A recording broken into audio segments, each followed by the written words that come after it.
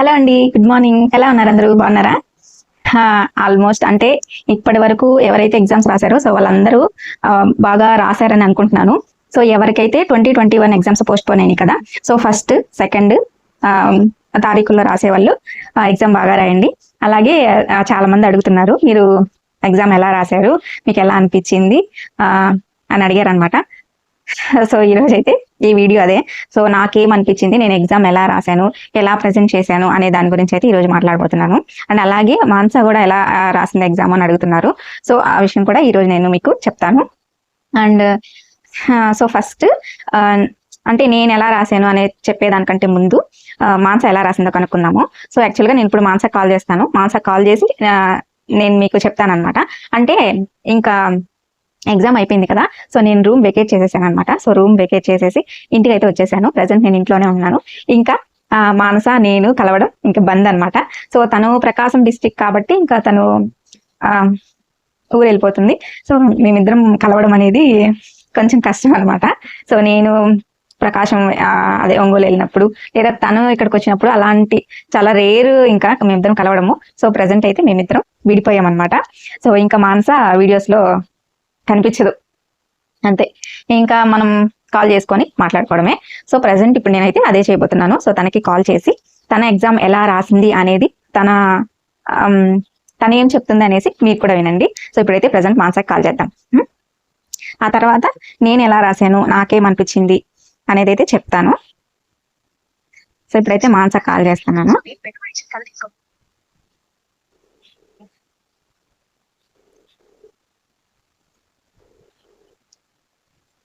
మాన్సా అక్క, ఏ కొత్త నెంబర్? అది మీ అన్నది. ఓకే, ఎవరిదా అని చూస్తున్నా. వీళ్ళెవరో నాకు ఫోన్ చేశారు, కొత్త వాళ్ళు అనుకుంటున్నా. మళ్ళీ నీకు ఫోన్ చేయాలంటే ఇంకా ఫోన్ కావాలి కదా. Okay okay. మళ్ళీ మన సబ్స్క్రైబర్స్ వెయిట్ చేస్తున్నారు. లైవ్ పెట్టినా గమనించా. లైవ్ కాదు, వీడియోనే. వీడియోనే. ఇప్పుడు నువ్వు ఎలాగో ఇంకా నా ఛానల్లో కనిపించావు కదా, చెప్పిన మాన్సాకి నాకు బంధాలు దిగిపోయినాయి అని. కనీసం నేను వచ్చేదాకా వెయిట్ చేయకుండా వెళ్ళిపోయినా. చెప్పు, ఎగ్జామ్ ఎట్లా రాసావు, ఎట్లా అనిపించింది? ఎట్లా అనిపించింది అంటే ఏం చెప్తాను, నాకేమో కొంచెం టఫ్ గానే అనిపించింది అక్క. టఫ్ గా అనిపించిందా? నిజం చెప్పు. సీరియస్ గా, ప్రామిస్ గా నా వరకైతే నాకు అలాగే అనిపించింది కొద్దిగా. అంటే ఎక్కడ ఇది బిట్ రాదులే అని వదిలేసిన ఏరియాస్ అడిగాడేమో అనిపించింది నాకు. ఇదేముందిలే, ఇది వస్తుందిలే అని ఆలోచించి దాన్ని అంత స్ట్రెస్ చేయకుండా ఎక్కడైతే వదిలేసామో కంటెంట్ వరకు అక్కడే బిట్ వచ్చిందేమో అనిపించింది. మ్యాథ్స్ ఇంగ్లీష్ బాగా వచ్చిందా? ఇంగ్లీష్ కూడా ఇంగ్లీష్ బాగా వచ్చినట్టు అనిపించింది, అంతే. బాగా రాస్తున్నంతసేపు బాగుంది అనిపించింది. రాసి వచ్చిన తర్వాత కొంచెం అలా అనిపించింది. కౌశల్య కూడా అదే అనింది. కావేరి ఏంది మళ్ళీ ఈజీగా ఉందని చెప్పిందే. ఇప్పుడు కౌశల్యక్కది నాది ఒక విధంగా ఉంటది, కావేరి అక్క మాకంటే కొంచెం వేరు. అవునులే కదా. సో అలా అక్కకు వచ్చిన విధానంలో అక్కకి ఈజీగా అనిపించింది. కానీ మేము అనలైజ్ చేసుకున్న ప్రకారం మాకైతే అదే అనిపించింది. కౌశల్యక్కతో కూడా నిన్న మాట్లాడాకే ఫోన్ చేసిందిలే. ఏం మనసు అందరూ ఈజీగా వచ్చింది అంటున్నారు, నీకు ఎలా అనిపించింది అనింది. అక్క అందరి సంగతి ఏమో నాకు తెలియదు, నీకు ఎలా వచ్చిందో కూడా నాకు తెలియదు, నాకు మాత్రం కొంచెం డిఫికల్ట్ గానే అనిపించింది అక్క. టైం సరిపోలేదు. క్వశ్చన్ బాగా ఆలోచించి పెట్టే విధంగా ఉన్నాయి. 4 ఆప్షన్స్ ఇచ్చి మళ్ళీ కింద సరైనవి సరికాని అనేసరికి ప్రతిదీ తెలియాల్సి వస్తుంది దాంట్లో. సో అక్కడ ఆలోచించే దగ్గర సగం టైం పోతుంది అని చెప్పా. సేమ్ మనసు నాకు కూడా అలానే అనిపించింది అనింది. ఒక కంటెంట్ అనే కాదు, ఈవెన్ మెథడాలజీ కూడా ఈజీగా జనరల్ గా పెట్టేలాగా అనిపించింది, కానీ పెట్టలేదు మళ్ళీ వాటిని. అలా ఉంది కదా. మనమేమో పడి ఆ 9th 10th దాకా చదువుకొని పోతే వాడు చూడు అసలు 8th వరకే నాకు అడిగింది మాత్రమా. 8th వరకే. కానీ ఆ 8th లో కూడా మనం ఎక్కడ రాదనుకోని కొంచెం నెగ్లెక్ట్ చేసి ఉంటాం చూడు, ఇదేముందిలే ఏం అడుగుతాడులే అని. అలాంటి అడిగాడు. అవును, అన్ని డైరెక్ట్ గానే అడిగాడు. మళ్ళీ ఇది అంత ఇదిగా కూడా ఏం అడగల, డైరెక్ట్ గానే ఉన్నాయి క్వశ్చన్స్, కానీ ఆన్సర్ మనం పెట్టలేనట్టు ఉన్నాయి. ఆప్షన్ తెలిసినట్టే ఉంది, తెలియదు. అదే క్వశ్చన్ చూడంగానే ఓకే ఇది తెలిసిన క్వశ్చన్ అనిపిస్తుంది, ఆన్సర్ లోకి వెళ్ళేసరికి ఇదేంద్ర స్వామి ఇట్టుంది అనిపించింది. ఇప్పుడు ఓవరాల్ గా ప్రెజెంటేషన్ ఎట్లుంది? మ్యాథ్స్ బాగా చేసావా? మ్యాథ్స్ నాకు టైం సరిపోలేదు అక్క. చేసిన వాటి వరకు అయితే పెట్టేసా, కరెక్ట్ గానే వచ్చాయి ఆన్సర్స్. చెప్తే నాకు టైం సరిపోలేదు. లాస్ట్ 20 నిమిషాలు అసలు సోషల్ పెట్టడం మర్చిపోయా నేను. ఆ సోషల్ పెట్టడంలో ఈ 10 బిట్స్ వదిలేసా మ్యాథ్స్. ఆ 10 బిట్స్ లో ఇంకా ఒక 6 ఏమో అసలు క్వశ్చన్ కూడా చూడకుండా పెట్టేసి వచ్చా. మ్యాథ్స్ 6 బిట్లు క్వశ్చన్ కూడా చదవాలి అసలు. మిగతా అన్నిటికి ఆన్సర్ చేసావా? మిగతా అన్నిటికీ చేసా, వచ్చాయి. ఓవరాల్ గా బాగానే ప్రెజెంట్ చేసావు అయితే. పర్లేదు అనుకుంటున్నాను అక్క. ఎక్స్పెక్ట్ చేయొచ్చా జాబ్? వద్దులే, చెప్పలేం. మేము ఇంకా రాసే వాళ్ళు ఉన్నారు, ముందు రాసిన వాళ్ళు ఉన్నారు, మన పోస్టులు తక్కువ. సో మనం ఏం ఎక్స్పెక్టేషన్స్ ఏం పెట్టుకోకూడదు. ఓవరాల్ గా పర్లేదు, బాగానే రాసేవు. పాజిటివ్ గా ఎక్స్పెక్ట్ చేయడం తప్పలేదు, కానీ ఎందుకు మళ్ళీ హోప్స్ పెట్టుకున్న తర్వాత అనవసరంగా ఇదైపోతాం. ఏదో జరిగితే అటు జరిగితే, ఏం జరిగినా యాక్సెప్ట్ అంతే. ఒక 60 మార్క్స్ వస్తాయా? మార్క్స్ అవన్నీ తక్కువ. రెస్పాన్స్ షీట్స్ వచ్చేదాకా అసలు ఎవరికి ఏం చెప్పండి, మా అమ్మలకు కూడా చెప్పాలి అసలు ఏమి. మా అమ్మ ఎక్స్పెక్టేషన్స్ పెట్టుకోవచ్చా అనింది. ఏం వద్దు అసలు, ఎవరు ఏం పెట్టుకోవద్దు. రెస్పాన్స్ షీట్లు వచ్చిన తర్వాత లాస్ట్ ఫైనల్ కట్ ఆఫ్ ఎంత ఉంటుందో కూడా తెలియదు ఈసారి. సో కొంచెం కూడా అసలు హోప్స్ పెట్టుకోవద్దు అని చెప్పాను అమ్మకి. ఏందో మనసా అక్క లేదక్క, కొంచెము మనకి లాస్ట్ లో రివిజన్ కి 8th వరకు చూడడానికి టైం సరిపోలేదు అక్క. 8th వరకు అని చూస్తుంటే కంటెంట్ బిట్ ఒకటి పెట్టేదాన్ని అక్క. కన్ఫ్యూజ్ అయ్యా. 8th వరకు లాస్ట్ వెళ్ళేటప్పుడు చూడడానికి ఛాన్స్ ఉంటే అది మిస్ చేసేదాన్ని కాదేమో అవి కూడా అనిపించింది. కన్ఫ్యూజన్ లో నాకు టైం ఎక్కువ తీసుకుంది వాటికి, ఇదా అని ఆలోచించడానికి. దాంతో నాకు మ్యాథ్స్ అసలు టైం సరిపోలేదు. లాస్ట్ లో సోషల్ కూడా అంత ఇదిగా ఏం చూడలే. ఆ టెన్షన్ లో ఇంకా అసలు ఎక్కువ టెన్షన్ వచ్చేసింది, ఏం అర్థం కాల. తెలిసిన బిడ్డలు కూడా ఇదైపోయినా నేను. అదే కౌశల్యకి ఫోన్ చేస్తే, అక్క నాకు తెలిసినంత వరకు, నాకు తెలిసింది ఎక్కడ నేను బిట్టు పోనీ లేదక్క, నేను పర్ఫెక్ట్ గా నాకు తెలిసింది మాత్రం పెట్టామక్క. నాకు తెలియదు అయితే నాకు తెలియదు, కానీ నాకు తెలిసినంత వరకు బాగా పెట్టాను. అట్లాగే ఆ క్వశ్చన్ పేపర్ కూడా అంత ఈజీగా ఏం లేదు. టైం కిల్లింగ్ కాదు అసలు. అవునవును.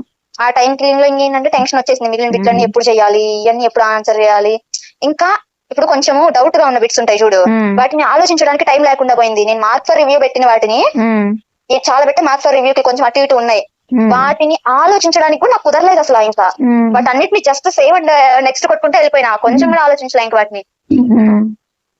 అట్లా ఉన్నాయి. అసలు తెలుగు కూడా ఏం ఇదిగా ఏం అడగదు, నాకు అన్ని అడిగాడు. అలంకారం అడిగాడు, నానార్థాలు అడిగాడు, పరే పదాలు అడిగాడు, కవి పరిచయాలకు సంబంధించి అడిగాడు. నాకు ఇది అడిగాడు, అది అడగలేదు అనుకుని అన్ని అడిగాడు. అన్ని టచ్ చేశాడు అయితే తెలుగు అన్ని టచ్ చేశాడు మాకు మొత్తం అడిగాడు. కానీ పాత్రల పేర్లు అవి అడిగినట్టు నాకు అనిపించలేదు. మిగిలిన అన్ని అడిగాడమ్మా, అన్ని 4 ఆప్షన్లు మళ్ళీ అవి కూడా సరైనవి సరికానివి అంతా అట్లే ఉంది. క్వశ్చన్ పేపర్ అంతా క్వశ్చన్ తెలిసిన క్వశ్చనే, కానీ ఆన్సర్ దగ్గరికి వెళ్ళేసరికి అక్క ఇప్పుడు 4 ఇచ్చేసి ఏ కామ బి సరైనవి ఏ సరికానివి అనేసరికి ఇప్పుడు 4 పర్ఫెక్ట్ గా తెలిసి ఉండాల్సి వస్తుంది. ఒకటి తెలిసి ఒకటి తెలియకపోయినా కూడా ఆన్సర్ పోతుంది. అట్లాగే తెలిసిన పోగొట్టుకొని ఇప్పటి వరకు చూసిన వాటి సైన్స్ లో అక్షాంశాలు రేఖాంశాల దగ్గర కొంచెం తడబడ్డ. నేనైతే సైకాలజీలో 1 తప్పు పెట్టినా, సోషల్ లో 2 తప్పులు పెట్టినా, తెలిసి 1 2 రేపు రెస్పాన్స్ షీట్ కరెక్ట్ పెట్టి అనుకుంటానే ఉంటామా, కరెక్ట్ పెట్టి మళ్ళీ మార్చకూడదనే మళ్ళీ ఆ టైం మార్చినడతాం.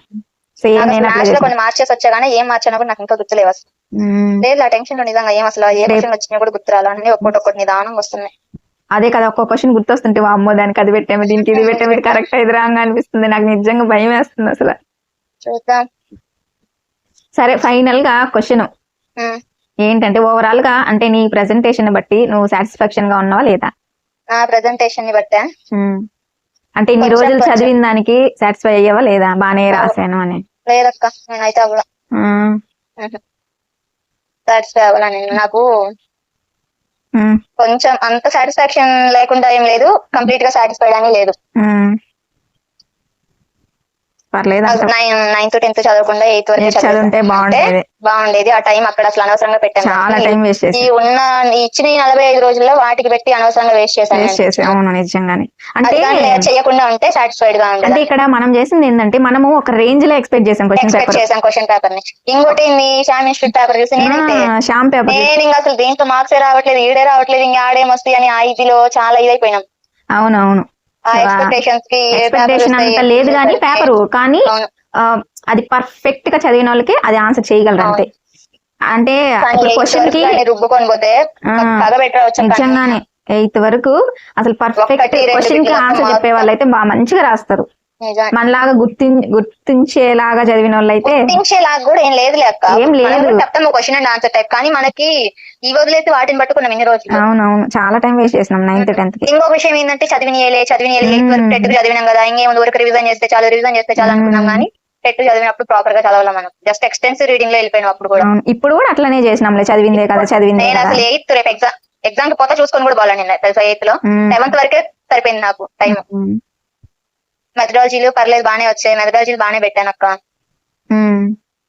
కంటెంట్ లోనే కొంచెం 8th లో అడిగినవి నేను కన్ఫ్యూజ్ అయ్యా. చాలా రోజులు అయింది కదా, ఈ బిట్ చూసినట్టే ఉంది, తెలిసినట్టే ఉంది, కానీ ఆన్సర్ కన్ఫ్యూజన్ అయ్యా, ల్యాక్ ఆఫ్ రివిజన్. అంతా అట్లే ఉందిలే మాన్స్, ఆప్షన్స్ మహిమ అంతా. నిజమే, కానీ చాలా టైం కిల్లింగ్ అక్క. అవును, నేను నాకు అస్సలు మేనేజ్ చేసుకోలేకపోయాను నేనైతే టైం. సరే మాన్సా, ఏమైతే సబ్స్క్రైబర్స్ ఏమన్నా చెప్తావా మా సబ్స్క్రైబర్స్ కి? ఏం చెప్తాను ఇప్పుడు, ఏం చెప్పలేదు నేను. ఒకవేళ 21 ఎవరైనా ఉంటా 8 వరకు గట్టిగా రుబ్బుకొని పోతే పోస్ట్ పోన్ అయింది 1-2 తారీఖులకి. అదే పోస్ట్ పోన్ అయింది వీళ్ళకి అప్పటికి. ఆ లోపు ఇంకా 10 రోజులు టైం ఉంది కాబట్టి అర్థమైంది కదా 8 వరకు అడుగుతున్నాడని. సో వాళ్ళకి మంచి కలిసి వచ్చింది.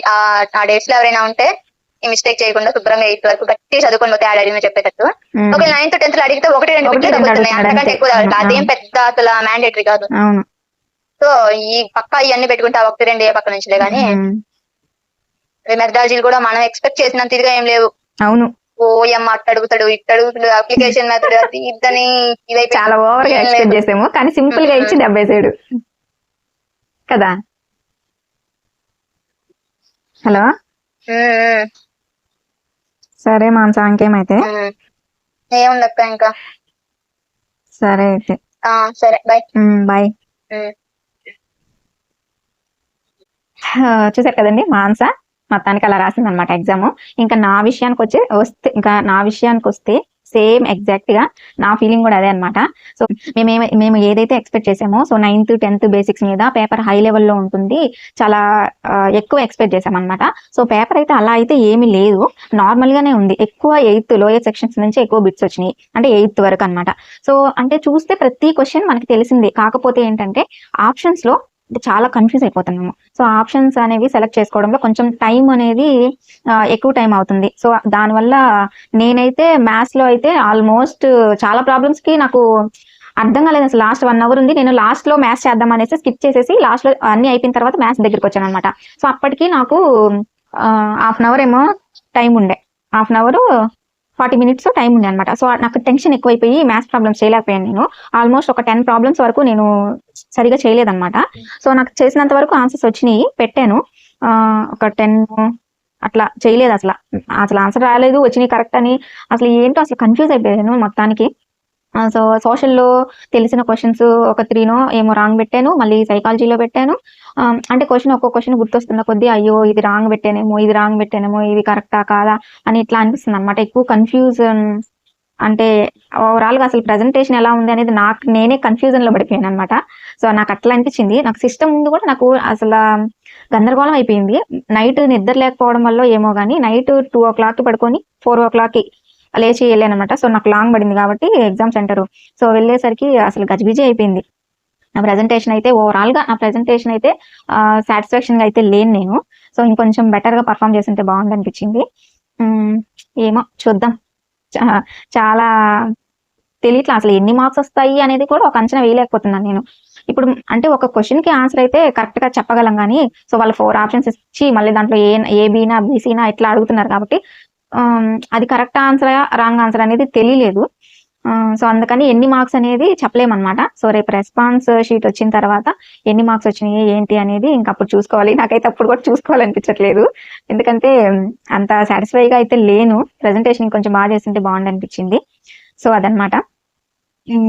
ఓవరాల్ గా అంటే నేను రాసిన మాన్సా 19వ తారీఖు ఆఫ్టర్నూన్ రాసింది, నేను 18వ తారీఖు ఆఫ్టర్నూన్ రాశాను. సో నేను రాసినంత వరకు నాకు నా క్వశ్చన్ పేపర్ లో ఏది నాకు ఈ బిట్ తెలవలేదు అని అయితే నాకు కనిపిలా. అన్ని నాకు తెలిసినవే వచ్చినాయి.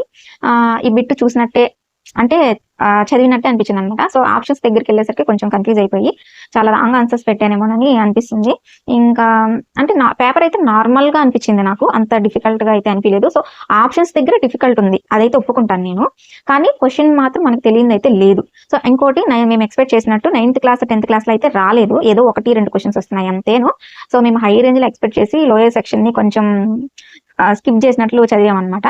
సో అందుకని ఎవరైతే ఇప్పుడు 1st 2nd తారీఖులో ఎగ్జామ్స్ రాస్తున్నారో వాళ్ళు మాత్రం 8th క్లాస్ వరకు పక్కాగా చదువుకొని వెళ్ళండి, ప్రతి డీటెయిల్డ్ గా చదువుకొని వెళ్ళండి. సో 9th 10th అసలు అవాయిడ్ చేయడం బెస్ట్. దాంట్లోంచి 1-2 మార్క్సే వస్తున్నాయి కాబట్టి అసలు చదవబడలేదు నన్ను అడిగితే. 8th వరకు మీరు నీట్గా చదువుకొని వెళ్ళండి, బాగా ప్రజెంట్ చేస్తారు. సో అంటే మేము చేసిన మిస్టేక్ మీరు చేయొద్దండి. 8th వరకు మంచిగా చదువుకొని వెళ్ళండి. 9th 10th పక్కన పెట్టేసింది, అసలు దాంట్లోంచి రావట్లేదు.